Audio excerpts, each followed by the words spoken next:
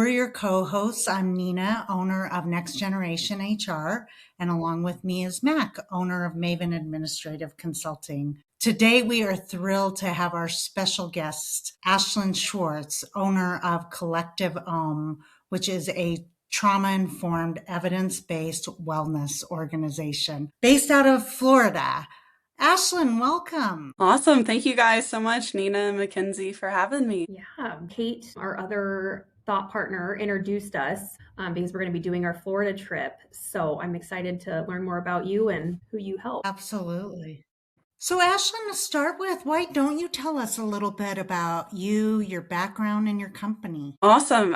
So I'm Ashlyn Schwartz, and I know you're mentioning my company. A little of my background is I've been very academic, and it's been a new shift for me to open my own company. I spent about 15 years getting my PhD and working in academia as a researcher. And then after living in Europe and especially living in France for a few years, I really saw systematically the difference of living in a culture that had a lot less stress and just a different perspective where health was that priority instead of stress and it wasn't an afterthought. And so when I came back to the US this last year, it really inspired me to try to take some of the lessons I learned from both my academic career as well as living abroad and put that into motion. And that's how my company came into fruition. That's super cool. So you said in the past year, you've come back to the US? Yes, it's been transitioning? I think I might be the rest of my life. I was 4 years without a car, walking everywhere. And I speak French now, so speaking different languages and just being around different people and the culture. So there's been a lot of transitions. It's been quite an ordeal coming back. That is so cool. I feel like it just helps with different perspectives and seeing different systematic ways that countries are doing things. And I'm sure that's just added to your business and your education informally. Yes, it's been interesting how everything aligned. I don't think I realized that, or maybe sometimes we don't realize that in the process that we're getting the same lesson over and over. And I was actually a stress researcher as I've been researching the impact of early trauma on substance use and mental health, which ultimately is looking at the consequences of untreated stress and what that does for us as humans and for our mental health. And then also in a workspace, what that does on productivity and relationships and decision making. So it was really interesting to see everything come together, even for me. And it's been exciting also because sometimes you're on these journeys and you wonder, gosh, I've spent 15 years on this path and so much energy and wanting to hold on to that and find a way to be able to use it for your good. And also realizing that sometimes releasing, you can create something better that integrates it all. That's super cool. Yeah, that's so interesting. So tell us about Collective and what it does, who your clients are, and a little bit more about this terminology about trauma-informed and what that includes. So the Collective I call it a trauma-informed evidence-based wellness company. And my main organization or group and outlet right now is looking at corporations and corporate wellness. I am doing some community work, but the main focus is on reducing stress by regulating the nervous system. And what's meant by a trauma-informed approach and within my company is a little bit of how our brains are actually developed. So our first part of our brain, the brainstem, is developed for our breathing, our respiration, our regulation. And then after we have our limbic system develops, and that's our emotions and able to have attachment and relationships. And then above that is that higher level cognitive thinking, decision making, where our prefrontal cortex is engaged. So being trauma informed means that we operate in that first level first, having that sense of safety, predictability, and security so people can feel heard, communication can be better, so people know what meetings are coming so they can feel prepared. So it's talking from that perspective, and that comes from first regulating, which is a lot of my services are yoga, breath work, meditation, which all work on regulating the nervous system to help us slow down. That's so cool. I know I could use your help. How do you change your approach with just an individual compared to the corporate aspect of businesses and clients you help? So that it really depends on who's in the room. And I think that's an important thing because healthcare works a lot better when it is that personalized approach. As far as if it's working with leaders and CEOs, then it's going to be talking more about the impact of stress on leadership, about if you can take a breath and can regulate, then maybe you can help steer your team down better decision paths and not waste a lot of energy. And if it's working with a person that might be looking more at what's been holding them back and where do they want to go, really getting into those profound purpose-driven questions that can ultimately help you show up in your work better, show up in your relationships better. So it kind of also depends on people's interests, because before I got into this field particularly, I was working as a kinesiologist and exercise physiologist for 6 years. And in that field, we can tell someone to go for a run or that exercise is important. But if someone hates running and you're asking them to run, they're not going to do it. So it's really understanding who you're working with and having those conversations to actually know what they might enjoy doing. I think you can relate with that too, Nina, with when you talk with other leaders, personalized experiences really do help make lives easier. Being personal is so important. Yeah, I agree.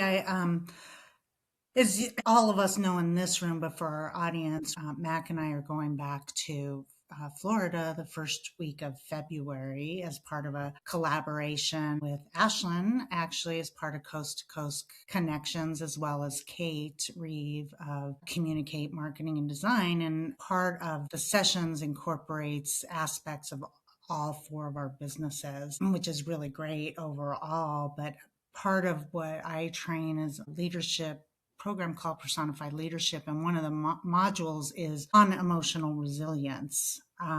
So it gets into a little bit of the science that you're talking about, Ashlyn, but not near as in depth. It talks about the stress curve and what can happen when your amygdala is triggered. And that seems like it would partner really well with what you do. And we talk about strategies for leaders and organizations to manage stress along that stress curve. And it sounds like what you do is that's a huge strategy coming into an organization to help them with that. How do you talk to organizations about the return on investment that they might get from bringing an organization such as yourself into that, so that it's not just a presentation and a takeaway? Because many of the leaders don't have the tools. They might have awareness, but they don't really know how to manage it for themselves or their employees. So how do you talk to organizations about the value and the ROI? So there's a lot of different ways. I think it depends if I'm talking to someone like yourself that works more in HR or CFO or CEO, if you're going to highlight numbers, this or that. But there's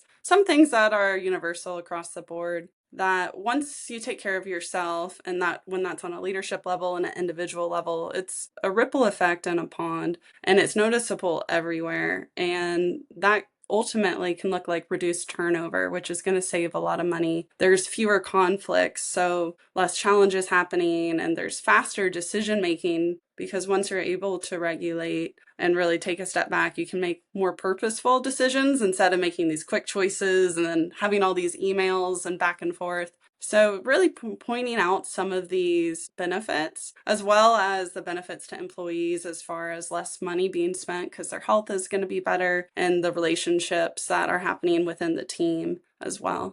Yeah, it's really intriguing. I've spent most of my career in heavy industrial organizations, and I could see some of those leaders saying, I'm not going to pay somebody to do yoga. What's your target company and what size employers, and how do you bring that in to show that kind of draw that it's a payoff? It's not just a perk. It's not a gym membership. It has bottom line results, like you said, in turnover and some other types of areas.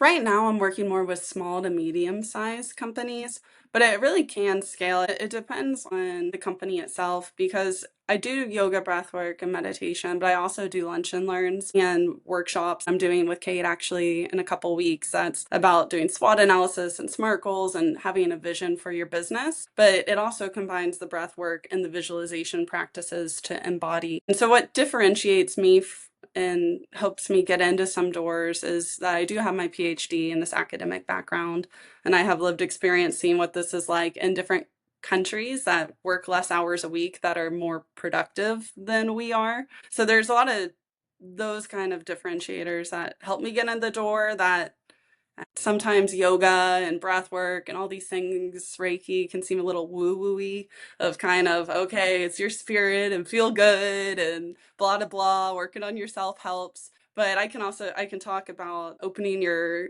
crown or third eye chakra, or I can say, okay, we're going to activate the prefrontal cortex. So I think it's knowing who's in the room and using the language, because ultimately where I care about and where my heart is helping employees, helping teams feel better about themselves, be in healthier environments, be able to set boundaries and make their life ultimately better and more productive, to have more time for themselves. But what really gets you in the door is saying, okay, it's going to save you money and you're going to have your employees longer and there's going to be less conflict. So it's really learning who to talk to when they're in the room. Yeah, that's fascinating. I know. So once upon a time, I worked for a pretty small organization and they were self-funded insurance. And you could just see where those health insurance numbers hit the bottom line. And you could see where if people weren't taking care of themselves, it did have a huge impact to the benefits costs overall and renewals. So I'm sure with your target market of the small to medium-sized employers, a lot of them do feel it on the bottom line.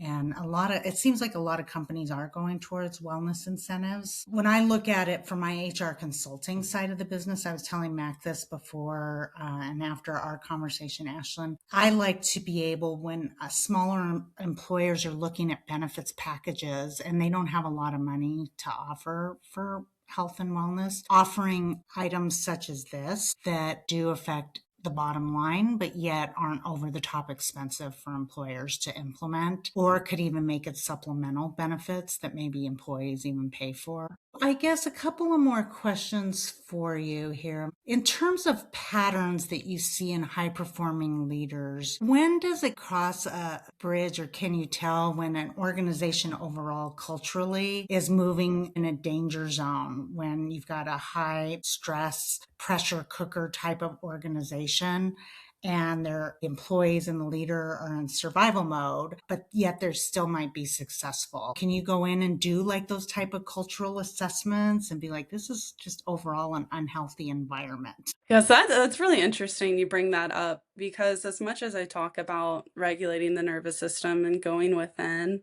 there's a level to everything, right? Of how much my services can do. Ultimately, if I can go in and tell people about boundary setting or how to go inward and really understand where they're at and be calm, that's still going to help them. But no amount of breathing or yoga or these practices, journaling, reflection, can help if someone's cursing at you, if you're getting very passive aggressive emails. But what it can do is help you be safer and to understand that these boundaries are getting crossed, and to help you make a better decision. So I can go in and talk to leadership about these things and try to work on making the organization more trauma informed and safer for people. But ultimately, I usually like to work with organizations that are going to align with my principles. And I'm open to going into different organizations, but I don't support maltreatment of persons. So I do have that line there that I want to help, but there needs to be mutual respect for all persons that are there. And that can really show up. You can see it from the outside. You see a lot of really over caffeinated but exhausted people that are responding so quickly to emails that might be a little passive aggressive, or frustrations and challenges with unplugging without anxiety, or maybe micromanaging because they don't have that sense of trust of employees that these services can ultimately help foster. Wow, that is so powerful. I think even just saying that, in order for you to do your job effectively, people have to want to make that change too. When you come into, these organizations or you help clients, what is the biggest thing that you see with people? Is it that anxiety from what will happen if I'm not always on, or I don't want to deal with this confrontation, I'm just going to keep it inwards? What do you see most often is the biggest issue? It's a really good question, because I think there's this myth or this perception that working more means you're going to be more productive. And so I think coming in and saying, okay, let's actually slow down and reverse the narrative, people feel very uncomfortable with that. It's like, oh no, I'm not going to get this done and then this won't happen. It's as I was kind of explaining with the way our brains develop, actually, too, if we come from a place where we're calm, then that allows us to think clearer and make better decisions. So it's trying to get people enough in that space, but that takes time. And it also, like many things, takes that behavior change coming inward. Ultimately, someone can you can lead a dog to water, but you can't make it drink. I think that's the saying. And so I can give tools to people, but ultimately it has to be their choice to implement them. And that is one aspect of trauma-informed care, that people do have choice and autonomy to make decisions when they want. But one way I try to navigate that is kind of my perspective on mindfulness and wellness and these things is it's not a one shoe fits all principle. For some people, maybe it's yoga. Some people it's running. Some people it might be journaling or holding a coffee cup in your hand and feeling the warmth of the mug or the sun rays or the wind hitting your face. Mindfulness can look very different. And so I like to kind of break some of these myths that you have to be super flexible to do yoga and you have to go on top of your hands,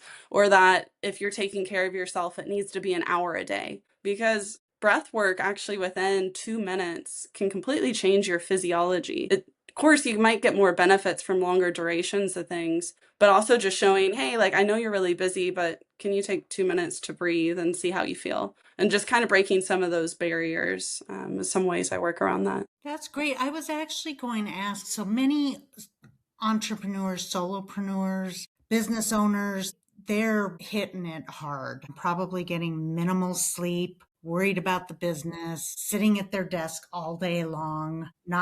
Sometimes, like, we live in a cold climate, so can't always get out for a walk, or a gym isn't readily available. So you mentioned the breathing technique is one thing, which I think sounds awesome. What other ideas do you have for people that maybe are kind of chained to their office or their desk all day long? Yeah, so gentle stretching too. Our spine moves in 6 ranges of motion. So that could just be moving it forward and backward, side to side, and a quick stretch and doing a little twist. That's an option that takes a minute or two. Often journaling can really help people, and you already have paper or computer, because a lot of times, sometimes anxiety or overthinking or worry, all these things come from all these ideas or things swirling in the head. And for some people, movement's more supportive of once I move, I feel that emotion or those things are pulled out of me. For other people, writing it can really help understand. So those are some just simple practices, or even just doing a body scan. I like those a lot. They can be done really quick, of just going through your head to your eyes, to your nose, through your body, and just noticing where you have tension and just visualizing releasing it. So all those things can be done without having to go anywhere or do very much, or without a big budget. And they don't take very long, but can be very helpful. That's fantastic. Myself, I know we're both watching our posture. We both sat up straighter when you said that. like, am I breathing? I wasn't. It's so important. And like you said, Ashlyn, it is on us, right? And we have to make it okay ourselves. And then also, the more you do it, the more consistency is there, and it just becomes a part of your norm. I have a dog, and so he's a herding dog.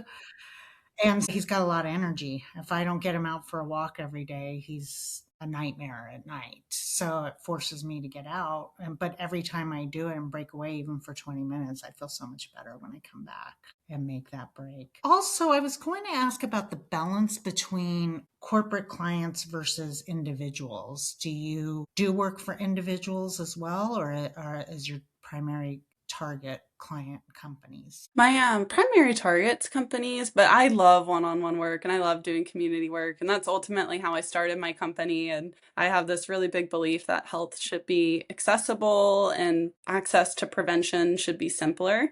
So I wanted to start the collective home. I think, like a lot of solopreneurs, you aren't 100% sure. So I've definitely gone down the avenues of working in communities and one-on-ones and doing almost everything donation based, which I'm still doing as an act of service weekly. But I realize I can't have a company that is going to support me on that, and that organizations have money and can pay me for the services, and it still helps people, which was ultimately my goal. So with that, I do a Mindful Mondays. I do a donation-based yoga class that's yoga and breath work every Monday. And we've kind of created a community and do a tea ceremony following. And it started out as a few people. And now we usually have 10 to 15 people. And a lot of people say, I love Mondays now and I look forward to it. So I do that. And then I do a lot of different events for maybe a New Year's or Thanksgiving. Substance use disorders is something that's very important to me in mental health. This is my first year, but I'm planning on doing it every year. Every August is National Overdose Awareness Day. So I partner with some nonprofits where we combine breath work and art and do mental health panels to kind of burst myths about substance use or mental health. So I do a lot with individuals and with community because that's where a big piece of my heart is. And I really believe, I know one company can't be for everyone, but I do believe stress reduction can help every person in some way, and that not everyone's going to want it, but the people that want it, I want to have access to. That's amazing. For the Florida trip, so the first week in February, can you talk about how you're going to be involved in that coast to coast and what that looks like? Yeah, so I'm really excited because this coast to coast connection's bringing different organizations together and really kind of building off this principle I've been talking about of how our brain builds is kind of the idea behind my service and my involvement in this collaboration is that before you guys are going to do your wonderful leadership development training with all this high level thinking is why don't we relax and set some intentions and do that from a space of calm? So actually, have this wonderful partner that is in Jacksonville with me in a little area, and it's a salt cave, which has over 2,000 pounds of salt, and they do what's called halotherapy, having some salt particles going through the air.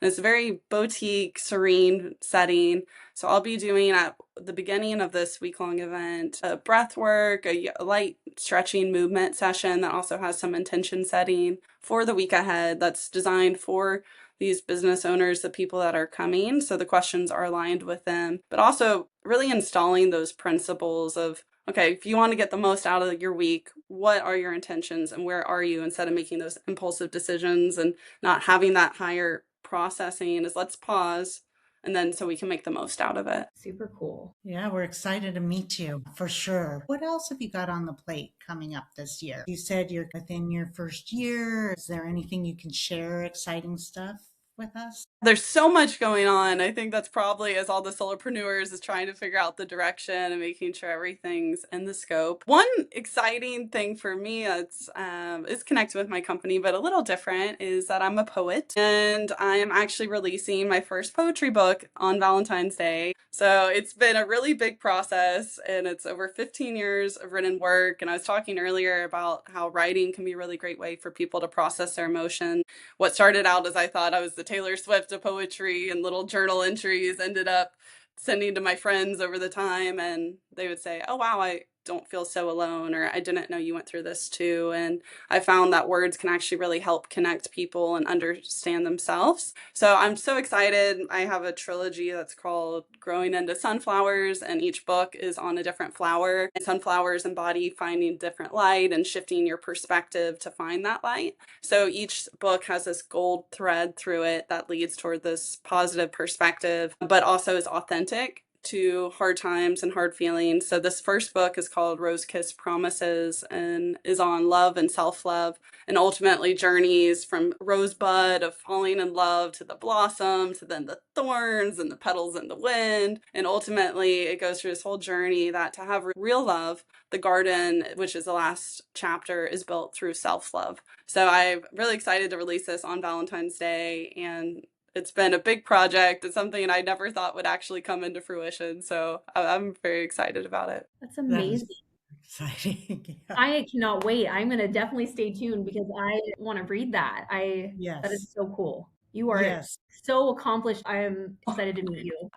I'm excited to meet you guys. We need another episode after your book launches and we can talk about all that too. That's very exciting. Oh, yeah, definitely. Well, it's open for pre-orders now, and I have a book signing, and so it's all coming together, and I just couldn't be more excited. And it's one of those things, I actually put it on my vision board, my poetry book, and I was like, I'm just making it happen this year. And that's why all these practices are so important to me. because they've really shifted my life. I think, I've been talking about, oh, it looks different for everyone and you have to find your journey. But that was really my story too, as I was working over almost 80 hours a week, getting my PhD. And I had a period about 7 years that were just really hard. I kept pushing myself. I was in a lot of toxic work environments where I wasn't being treated right. And no matter work, it was like, okay, let me just wake up earlier and do more and do more and keep pushing. And that ultimately led to 2 knee surgeries, 5 concussions, a torn labrum in my hip. And that was kind of this turning point. It was right during COVID. And I was just on a Zoom call, like, we're on this online meeting now. And I dropped a pen and I just went to twist and pick it up. And I guess my spinal mobility wasn't as good then. And I heard a pop. And I remember thinking, there's just no way. Like, this is after I've had multiple knee surgeries and already in my low 20s, not being able to do ski trips or do anything with my friends and be the one always sitting out. And I was like, I'm sure I'll be fine tomorrow. It's all night throbbing. And I go to the doctor who knows me very well at this point, and they tell me that I've torn my labrum. And it was just a week ago that I got this dream that I was going to go to France on a Fulbright scholarship, which had been on my goal list for 7 years. And I always wanted to do this, to live in another country, to become a doctor, to get my PhD, all these things. And I was like, how can me picking up this pen? I've given up pretty much everything. Like, I stopped playing soccer. I stopped all these things that were my identity. And I had a friend at the time that sent me a visualization meditation, and I did it for every day. And I was really visualizing my feet hitting the sound of the cobblestone, what it would feel like when I was going to be in France on those streets, and really embodying that experience. And the doctor had told me that I would need a hip surgery, that I wasn't going to be able to go to France, and that if I went, I was going to have to keep getting all these reconstructions. And I ended up not needing the surgery. I was able to go to France. And that was one of the first times I really slowed down. And then I lived in France and really embodied that pace and saw what it could do for my personal life and my relationships. And I realized, wow, I'm working 35-hour work weeks and I'm more productive than I ever was working 80 hours. So this is really important to me because the consequences of untreated stress just aren't worth it. But it's so normalized and it's so culturally stigmatized almost to take a vacation. Oh, it must be nice. Oh, you're going to get behind in work. And I think that's kind of our obligation and responsibility. Like, once we've gotten over this threshold, to spread that awareness that no, actually putting yourself first isn't like a extra thing. It's necessary. It's a priority and you need to do that. So anyway, that's a long rant. I could keep talking, but all the work I'm doing is really important to me, and I'm excited to be in this space now. Yeah, I mean, you're a walking testimony for yourself. It's super cool. The courage, there's so many. So you alluded that pre-order is available. So how do people find you, Ashlyn? How do they get in touch with you? So I have a website. It is the Collective Ohm, my company's name.com. And on there, I do actually do, if people are interested in one-on-ones, I do some online one-on-ones. So if viewers are coming in from different areas, they can reach me there. And I do yoga, breathwork, meditation, or Reiki, and that can be online. And then on my website has another page for my poetry book. And that on there, you can see I have a standard and a deluxe order. One has some stickers and a meditation on love and a motivational postcard with some journal entry prompts. And the other one has also some hand wrapped packaging with roses and rose petals and all sorts of things. So you can check it out there and see more. And I also have a Facebook page and an Instagram page. And so we can send all the links out, I'm sure, because it gets a little confusing because I have some for my poetry and some for the website. But if you go to collectiveohm.com, is the most central place to find everything. Well, the timing of this podcast couldn't be better, not only before we go out to Florida to meet you in person, but also, as we know, with January and the new year, everybody's got their resolutions, and wellness is always at the top of the list, and balance. So I think it's just wonderful. One final question that I have. Collective Ohm, how did you come up with the name? I really struggled with the name with my company. Was that I was at the end of a salsa class and the instructor was saying, oh, it's Mental Health Awareness Month and I'd love to do something. And then a few people turned to me and they're like, well, you have a doctor that specializes in mental health in the room. And so within like 2 weeks, I realized I was going to be doing this public event. And so I created my company completely on a road trip. And because I was like, I don't want to show up and not have a logo or not have a name. So it wasn't like this grandiose planned thing, but I actually still love my logo and I love my name. So the Collective Ohm, I wanted Collective to be in there because it's, for me, connection is universal. I've realized that from living in countries where I physically can't communicate to people and have cried in grocery stores because I don't know how to buy an avocado. But there is this universal connection that you can see on people's faces. And so it's very important to me to bring people together and come back to that central aspect of humanity, that we are all people and that we need to communicate. So that's where the collective comes from. And then Om is very central in a lot of Eastern traditions, as far as where a lot of yoga comes from, was using the Om symbol is an aspect of it's the first sound of the universe. In some traditions or religions is thought that, but it's supposed to just be like this unifying piece and bringing people together. And at the end of a lot of classes, people have the option to make an Om noise, which has a lot of vibrations. And so actually it really Om embodies the West and the East, which is one of my taglines, where Western science meets Eastern wisdom. So it's taking these Eastern traditions of what people are using for different reasons, and then the Western science of making an Om noise is that actually pursing your lips together and vibrating releases 15 times more nitric oxide, which actually vasodilates your blood and it helps you think better. It helps fight bacteria for infections. So it kind of really embodied what I was trying to do, bridging the West and the East. Yeah, I'm like, so cool. Look, we just keep sitting up straighter. no, I'm like, Oh, not making light. It's so important. I it mean, really you is. just feel so much better. To be conscious about it is, you just raise that awareness. Well, Mac, anything else from you, or? Thank you for taking the time. I know you are very busy with everything, a book launch, events, work. So thank you. Well, thank you guys. And I'm really looking forward to meeting you guys soon. Likewise. Not long now. It's coming. Yeah, go get down to sunny Florida. It's so nice right now. I can't believe I'm here in January, because before this, I was living in Dublin, Ireland after I was in France. And it's part of the reason I ended up in Florida, because I realized I can't live in a cloudy, rainy place and that I can have a very positive attitude.